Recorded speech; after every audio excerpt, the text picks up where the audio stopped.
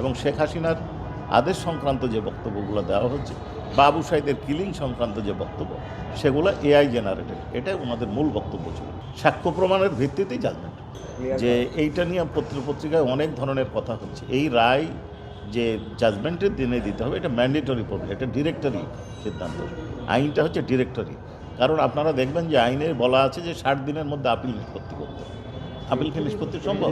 Appeal করতে হবে 30 দিন, নিষ্পত্তি করতে হবে 60 দিনের মধ্যে। এটা হয়েছে? কোনো আপিল নিষ্পত্তি হয়েছে? হয়নি, কারণ এটা হচ্ছে ডিরেক্টরি অর্ডার।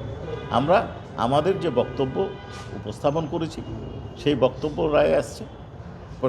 ডিফেন্স যিনি লয়ার তিনি যে বক্তব্যগুলো দিয়েছেন যেই সেগুলো আসছে।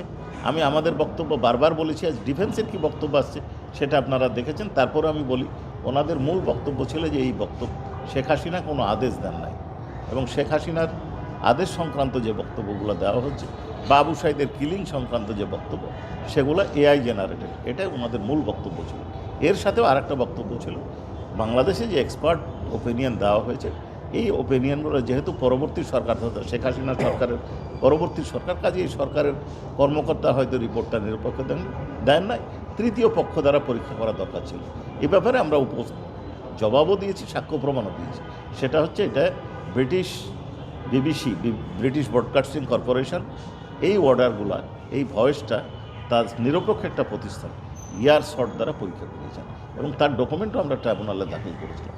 আর জাজমেন্টের ব্যাপারে বলছেন যে এই কথাগুলোই আছে, এর বাইরে আমরা যে সাক্ষ্য প্রমাণ উপস্থাপন করেছি তার বাইরে কোনো বক্তব্য না।